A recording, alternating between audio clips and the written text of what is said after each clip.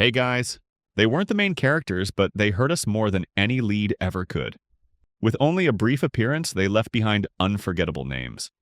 Today, four unforgettable characters step forward from the shadows of memory. Let's begin with the most reliable adult, Nanami Kento.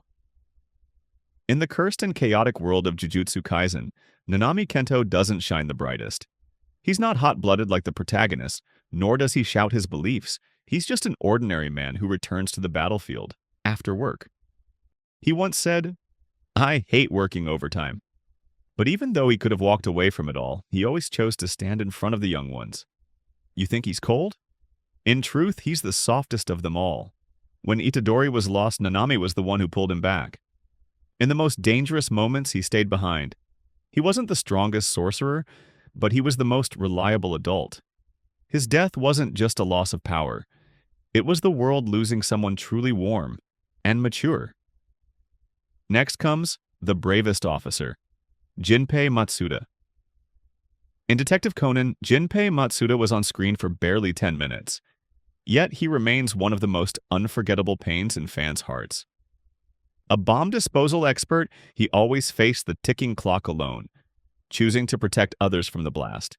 He had sharp eyes, but he could still smile like a boy in front of Sato. He didn't talk much, but that one line, "I'll be back," meant more than any sweet nothings. That day, he knew it was a trap. Still, he walked into the classroom without hesitation. And in that final second before the explosion, he felt no fear, no regret. He simply left his phone for the one he wanted to protect the most. He was the bravest officer, proving with his life what duty truly means, and leaving behind a sorrow that never fades. Then appears the gentlest soul, Sabito. In Demon Slayer, Sabito never appeared alive in the main story, but he was the very first light on Tanjiro's path to becoming a swordsman. He wore a fox mask, his gaze steady, gentle. One of the earliest spirits to linger before the boulder. Each swing of his sword wasn't for vengeance, but to pass hope to the next generation.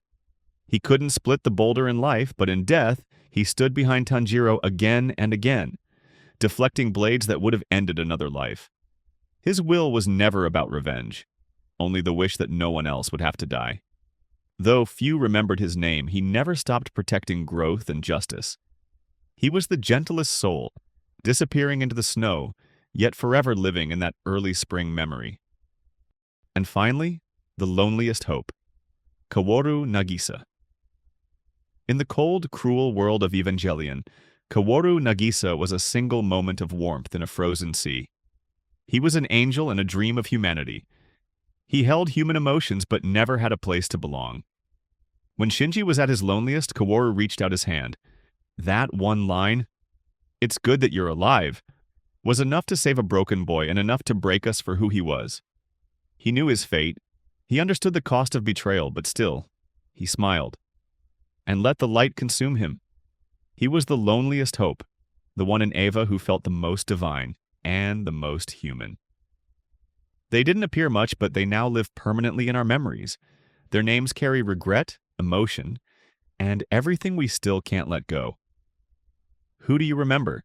Let me know in the comments. Don't forget to like, save, and follow. See you next time.